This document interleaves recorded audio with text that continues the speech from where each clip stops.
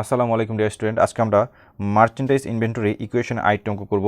এই হচ্ছে সেই অঙ্কটি, তোমরা সবাই খাতা তুলে নেবে আগে। এটা সকল গ্রুপের জন্য ইম্পর্টেন্ট, হিসাব বিজ্ঞান, মার্কেটিং, ম্যানেজমেন্ট, ফিনান্স সকল গ্রুপের জন্য। আচ্ছা, এবার অঙ্কটিতে আমরা সলভে চলে যাব। তো প্রথমেই বলা হয়েছে অঙ্কটিতে 2019 সালের জুলাই মাসের অঙ্ক এটা।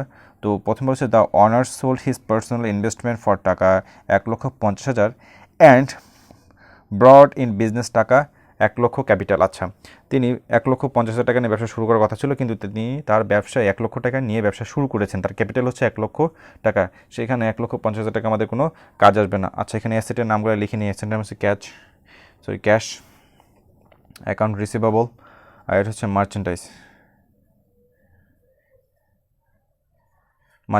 ওকে, তো আমরা যেহেতু 1,00,000 টাকা নিয়ে ব্যবসা শুরু করেছি, আমাদের ক্যাশ হচ্ছে 1,00,000 টাকা। 1,00,000 টাকা বাড়বে, আমরা ক্যাশে 1,00,000 টাকা বাড়াবো, এবং ক্যাপিটাল হলে অনার ইকুইটি বৃদ্ধি পায় 1,00,000 টাকা, এবং লিখবো ইনভেস্টমেন্ট।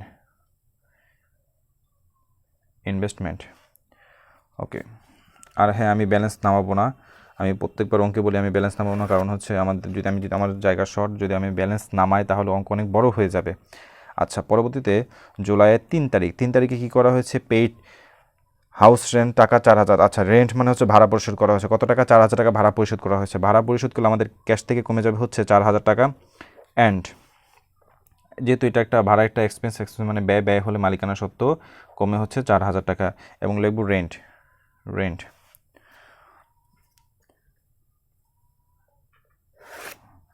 ওকে, তারপর হচ্ছে 5 তারিখে পারচেস অফ মার্চেন্ডাইজ ফর টাকা ক্যাশ 60,000 টাকা। আচ্ছা, 60,000 টাকা মার্চেন্ডাইজ ক্রয় করা হচ্ছে। আচ্ছা, মার্চেন্ডাইজ ক্রয় করা হলে আমাদের কারবার থেকে 60,000 টাকা চলে গেছে, ক্যাশ থেকে কমাবো হচ্ছে 60,000 টাকা।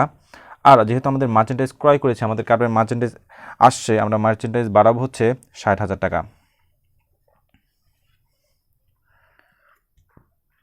আশা করি তোমরা বুঝতে পেরেছো মার্চেন্ডাইজের এই ইকুয়েশন। আচ্ছা, তারপর হচ্ছে 6 তারিখ। আচ্ছা, 6 তারিখ কী বলা হয়েছে?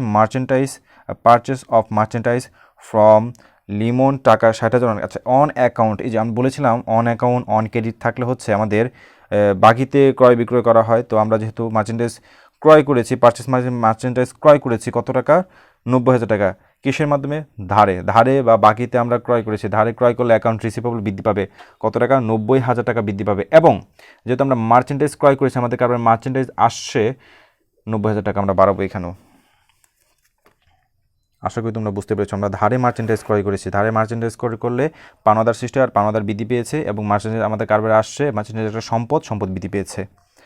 আচ্ছা, তারপর হচ্ছে 8 তারিখ। আচ্ছা, 8 তারিখ কী বলা হয়েছে? ব্রড টাকা 30,000 from AB bank and against note payable. আচ্ছা, নোট পেয়েবলের মাধ্যমে টাকা ধার নেওয়া হয়েছে এবি ব্যাঙ্ক থেকে। তো আমাদের কত? 30,000 টাকা। তো 30,000 টাকা আমরা কী করবো? আমাদের ক্যাশ বৃদ্ধি পেয়েছে, আমরা 30,000 টাকা ক্যাশ বাড়াবো। এবং কিসের মাধ্যমে আমরা ধার নিয়েছি ব্যাঙ্ক থেকে? নোট পেয়েবলের মাধ্যমে। তো নোট পেয়েবল একটা দায়, নোট পেয়েবল বাড়াবো হচ্ছে 30,000 টাকা।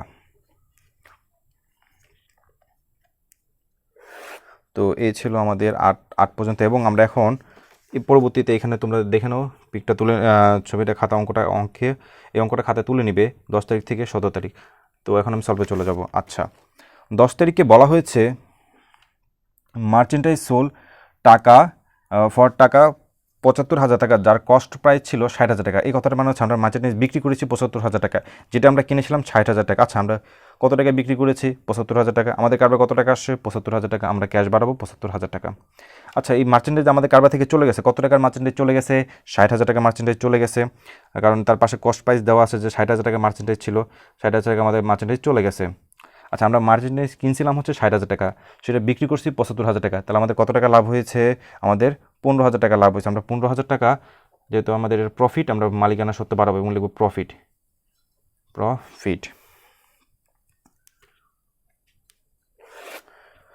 ওকে, তারপর হচ্ছে 12 তারিখ। আচ্ছা, 12 তারিখ কী করা হয়েছে? Sold merchandise to Noman on account টাকা 1,00,000, যার ক্রস প্রাইস ছিল হচ্ছে 80,000 টাকা। আচ্ছা, তার মানে আমরা ধারে মার্চেন্টাইজ বিক্রি করেছি কত টাকার? 1,00,000 টাকা। আমাদের তো অ্যাকাউন্ট ধারে বিক্রি করলে দেনাদার সৃষ্টি হয় বা অ্যাকাউন্ট রিসিভেবল হচ্ছে 1,00,000 টাকা বাড়বে। এবং আমরা এই 1,00,000 টাকার মার্চেন্টাইজ আমরা বিক্রি করেছি ধারে, এটার কস্ট প্রাইস কত ছিল? 80,000 টাকা। তো 80 টাকা আমরা মার্চেন্টাইজ বাড়াবো, মার্চেন্টাইজ থেকে যেহেতু আমাদের 80 টাকা পণ্য চলে গেছে, এটা কমিয়ে দিব। আচ্ছা, আমাদের মার্চেন্টাইজ ছিল 80,000 টাকা, আমরা বিক্রি করেছি 1 লক্ষ টাকা। আমাদের কত টাকা প্রফিট হয়েছে? 20,000 টাকা। আমরা 20,000 টাকা মালিকানা সত্ত্ব বাড়াবো, এই প্রফিট।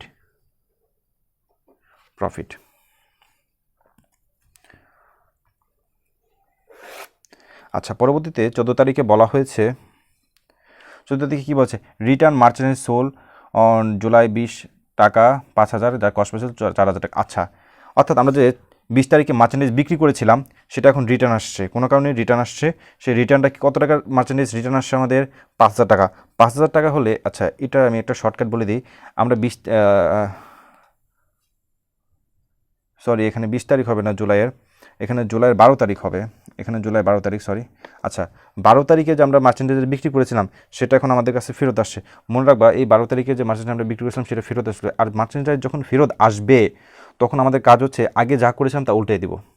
যেমন আমরা যখন বিক্রি করেছিলাম তখন আমাদের 1 লক্ষ টাকা দেনাদারের সৃষ্টি হয়েছিল, আমরা বাড়িয়েছিলাম। আর এখন ফেরত আসছে কত টাকা? ফেরত আসে 5,000 টাকা। আমরা 5,000 টাকা এই দেনাদার থেকে কমিয়ে দিব। তখন বাড়িয়েছিলাম, এখন কী করলাম? কমিয়ে দিলাম। এবং আমাদের তখন কস্ট প্রাইস আমরা কত টাকা কমিয়েছিলাম? 80,000 টাকা। আর এখন তখন কমিয়েছিলাম, এখন কী করবো? বাড়াবো। কত টাকা? 4,000 টাকা। আচ্ছা, তখন প্রফিট হয়েছিল আমাদের 20,000 টাকা, প্রফিট যোগ করেছিলাম। এবার আমরা 1,000 টাকা কী করবো? বাদ দেবো, কারণ আমাদের 4,000 টাকার পণ্য আসছে 5,000 টাকা, তো এখন 1,000 টাকা এখান থেকে বাদ দেবো। তখন যোগ করেছিলাম, এখন বাদ দেবো, এতটুকুই। এখানে লিখবো হচ্ছে লস। আশা করি বুঝতে পেরেছো। 12 তারিখে যা করেছিলাম 14 তারিখে তার বিপরীত করে ফেলেছি। ওইখানে যত টাকা দেওয়া আছে আমরা তত টাকায় শুধু বিপরীত করেছি, অর্থাৎ যোগ থাকলে বিয়োগ, বিয়োগ থাকলে যোগ, সহজ ভাষায়। আচ্ছা, তারপর হচ্ছে 15 তারিখ। 15 তারিখে পেমেন্ট রিসিভ অন অ্যাকাউন্ট টাকা 50,000 টাকা। আচ্ছা, পেমেন্ট মানে কি? পরিশোধ করেছি, সরি পেমেন্ট আচ্ছা, পেমেন্ট রিসিভ অন অ্যাকাউন্ট। আচ্ছা, অ্যাকাউন্টের কাছ থেকে টাকা পাওয়া গেছে, টাকা আমরা পেয়েছি। পেমেন্ট যেহেতু টাকা পেয়েছি, কত টাকা? 50,000 টাকা। আমাদের কারবারে টাকা আসছে কতটা? 50,000 টাকা। 50,000 টাকা আসলে আমাদের ক্যাশ বাড়বে 50,000 টাকা, আমরা 50,000 টাকা ক্যাশ বাড়বে। এবং আমরা টাকা কার কাছ থেকে পাইছি? টাকা কার কাছ থেকে পাই? দেনাদার নাকি পাওনাদার? আমরা দেনাদারের কাছ থেকে টাকা পাই, দেনাদার। তাহলে এখন কমে যাবে, অর্থাৎ এখন রিসিভেবল কমে যাবে, 50,000 টাকা আমরা কমাবো।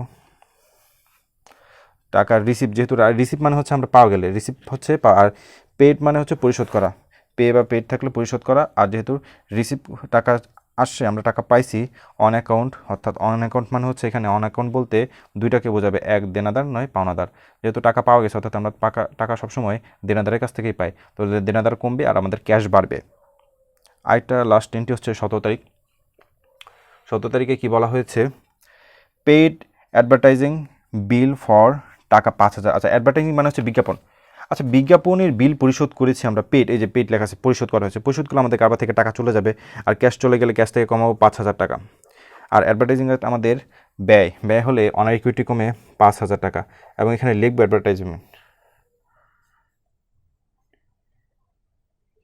অ্যাডভার্টাইজিং। আচ্ছা, ইকুয়াল দিব। এবার আমরা কী করবো? আমরা ব্যালেন্স নামাবো। আমি বলেছিলাম তোমরা প্রত্যেক লাইনে ব্যালেন্স নামাবে, আমার জায়গা নেই দেখে আমি একটা একটা করে নামাচ্ছি। এবার ব্যালেন্স নামাবো। ক্যাশে ব্যালেন্স হয় হচ্ছে আমাদের 1,86,000 টাকা, এবং অ্যাকাউন্ট রিসিভেবল হয় হচ্ছে আমাদের 45,000 টাকা, 45,000 টাকা। এবং মার্চেন্ডাইজ হয় হচ্ছে আমাদের 14,000 টাকা,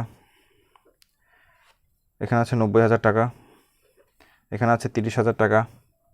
আর অনার ইকুইটি আমাদের যোগ বিয়োগ করলে হয় হচ্ছে 1,25,000 টাকা, 25,000 টাকা, 1,25,000 টাকা। এবার আমরা কি করব? এবার আমরা এই অ্যাসেট পাসটা যোগ করবো। অ্যাসেট পাস যোগ করলে হয় হচ্ছে 2,45,000 টাকা, এবং অনার ইকুইটার লাইবিলিটি যোগ করলে 2,45,000 টাকা। তো আমাদের ইকুয়েশন মিলে গেছে। তো এতটুকু ছিল আমাদের ইকুয়েশন। আশা করি তোমরা বুঝতে পেরেছো। যদি বুঝতে কোনো প্রবলেম হয় তাহলে অবশ্যই কমেন্টে জানাবে। ধন্যবাদ সবাইকে।